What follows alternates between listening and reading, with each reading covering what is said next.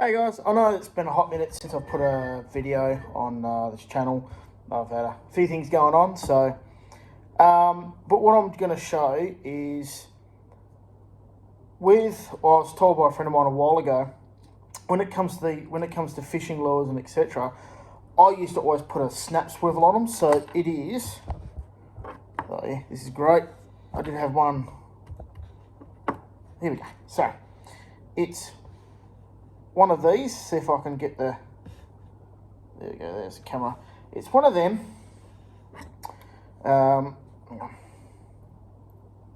It's one of them, but with a little snap thing on it. Now, I used to always have one of them tied on the end of my fishing line on the reel, and then hook up whatever I'm using. Rigs, didn't matter. Getting into lures, I started doing the exact same thing. However, I was told that it interferes with the way the lures work. Now, I'm going to get another one out, if I can get it, unhook it from itself. There we go. And I'll show you I'll make one in front of you. So, right, this is the end result. You end up with, I've done this to make it neat and tidy in the fishing box. Like everything, it probably won't stay like that for too long. But instead of having a snap swivel directly on this, but still making it modular, so to speak, I've done this. Now, that does work fine. Friend of mine, Pete, if you're watching, mate, thank you very much for passing on, even the knowledge that you have. Now, the way he was showed me was you just tie your fishing line directly onto it. Now, for me, every time it doesn't take all that much off, but over time, your leader will gradually get shorter, and you've got to eventually tie it back on, tie a new piece on. And it takes a bit of time as well. So by combining the two, so one of these with a snap swivel on it, which I don't have on me at the moment, with the fishing line tied, combining the two, you end up with something that looks like this. This is just this is the finished product. Now, it's allowing the lure to work as it should, but it's still keeping that quick and easy. I can go from lures to rigs to anything I like very, very quickly. Now, what I'm using for this one, I've just got a little popper. It's a Lygon, I think 66F flash boost. Of doing a little bit of, the F means floating, S means sinking, I believe, and there's other ones I've got that suspend. So you've got, this one will sit, so this is water, it does this. Suspend, it sort of does this. Sinking, it will go straight to the bottom. Well, not straight to the bottom, it will, yeah. All right, so what I've got here is some 12-pound line. Now, the reason why I've gone for 12-pound is, one, when I tile it on, I don't actually snap it. I've got some 8-pound, which I originally thought was a bit more appropriate for doing this lighter stuff, but I was having issues with snapping the line, trying to tie stuff on. Now, this yellow stuff, I wasn't sure about it at first. Then speaking to someone at the shop, it has no effect on anything except for it's a little bit more visible, which actually why I was thinking about doing it anyway, because that way you don't go, oh, shit, where's my line? You'll actually see, even though, this shows up really well on camera. The other stuff, when you're fishing, you may not see where it is, and you might go, oh, where's my line? And you'll see a bit of yellow. So, how I do this is I use a knot, really common knot, uni knot. Now, following the directions that I've seen, when you do it, you create one loop like that. Now, I'll pinch it between my fingers. I don't know, I do apologise if it's hard to follow in the camera how I'm doing this, but there's other videos out there that specifically look at fishing knots. This is just a way of setting your lures up to make it quick and easy to use without compromising the way they work. So you create another loop so the line comes back on this. So essentially it vaguely resembles an S. Now this original loop, you take your tag end, which is this bit here, and you do what I've seen, you do 6 wraps. So pull that loop a little bit tight there, well, not too much like I've just done. And that's, so that first one, that's 1.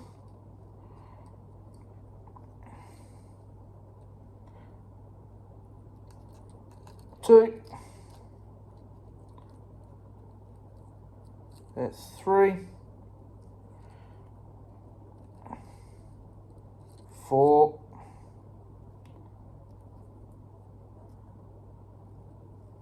Come on.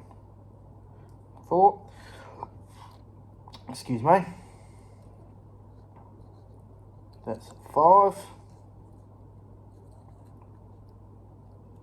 Now, it's always an idea to give yourself plenty of tail, because I've got not much left here, but it'll still do the job. But it is still quite annoying, because it will end up twisting like this. So, one more.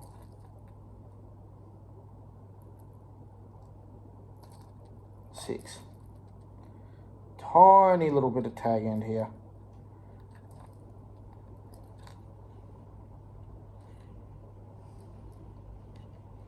Okay.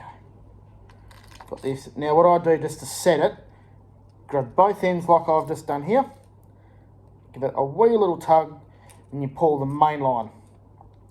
And then you want to watch this, this will spin around and do its own thing, but you want to make sure that this tag end doesn't get pulled in too much. So when I pull it like that, now it's top of it's come undone, so not come loose I should say. Pull it tight like that with your teeth, and now it should resemble something like that. Now, another little handy thing I picked up years ago is when you're doing this kind of thing, yes, you can use a knife or you can use a pair of side cutters, etc., but nail clippers, cheap, you can buy them anywhere. This little hook thing you can, of one of these fingers that I've made myself. Sometimes the hole gets a little bit burnt over, so what you do, hook that in there, clean it out, and you can get your bit of fishing line through. So, now, you make sure that you get your tag in, not your main line, because then you have to do it again. And get this close as I can to the camera. Give yourself a little bit of tail, a little bit of tag end. Job done. Give it a little tug, and there you go. Now, I will show another one of a metal lure, or hard lure, however you want to call it, blades, I think. I'll explain, these are the split ring pliers. I'll explain what I've done later. Again, learning things. So to give myself plenty of line between the lure and here we go, the swivel and the lure, I just put that there where I can't lose it again. I go 1 hand, 2 hand, 3 hand, then I literally about there cut that off. So give me a little swivel here, and I do another. Now I used to do a clinch knot, and that was one of the sort of the first proper fishing knots I started using. Then I was tying them correctly, and then I lost a couple of things, and I looked into it. Another reason why some people say clinch knots get the name is because you clinch every time you use it, because you think hopefully it doesn't come off, which is exactly what happened to me. So, good old uni knot. Now I think the way they are tied is similar. I haven't done a clinch knot for a while. So you give yourself, like I said, plenty of tag, because you'll gain most of it back anyway. Yep. So then you go, hang on, no, bit more tag. give yourself a nice little loop. Plenty to work with.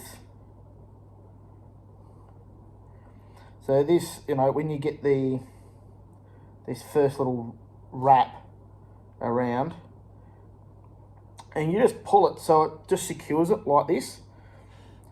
So you, a little bit more. Right, so you go, that's one.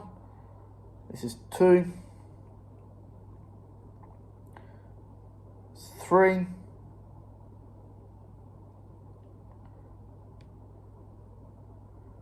4.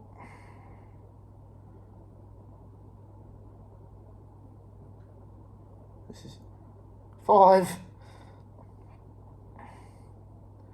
Get this a little bit, get this not tangled but unmuddled.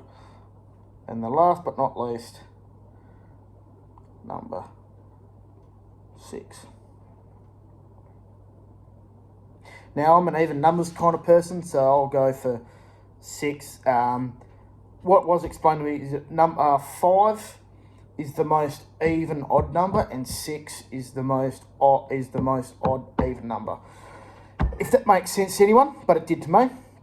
But again, I like even numbers, so I'll go 6.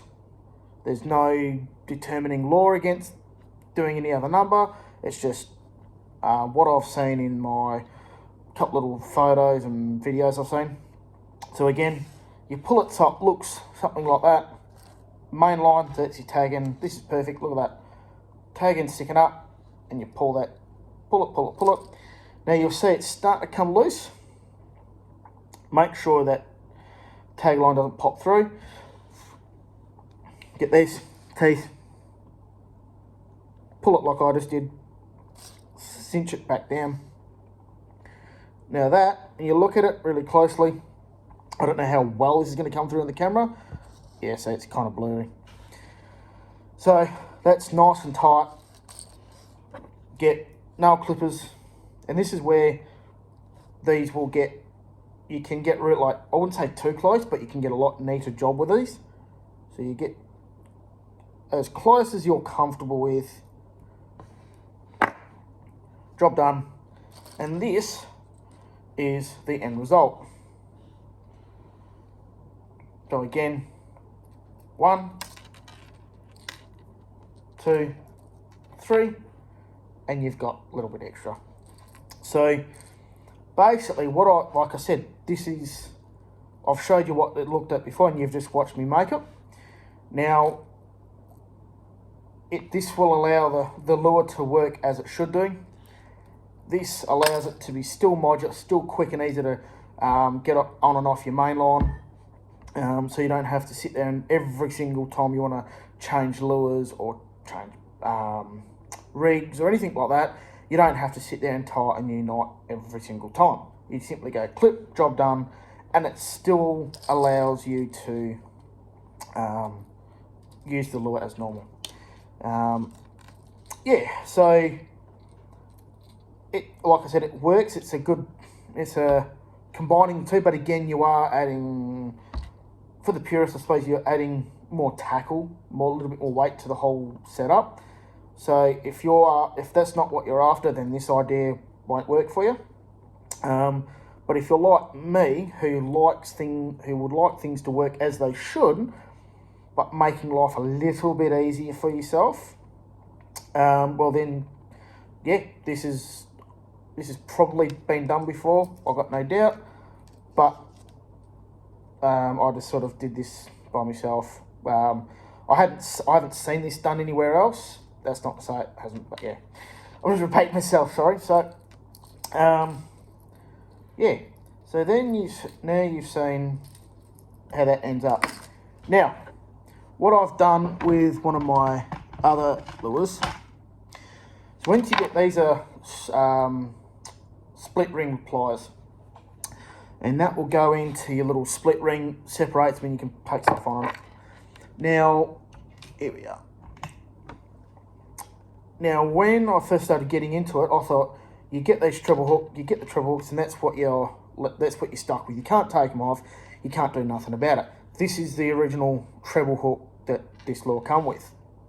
Now, when you get one of these, I've put a smaller treble hook on it. Now, the reason why I've done that is because where I'm going to be using this and the fish I'm going to be targeting, that is a far more appropriate size hook than them. Now, I have kept this. It is going into my little fishing tackle box in case I do want to go, I want to target something a little bit bigger, but I don't want to have to change lures, so I can just split ring it, job done. I've just thought of another lure that I have that I've changed a little bit on it. Where are we?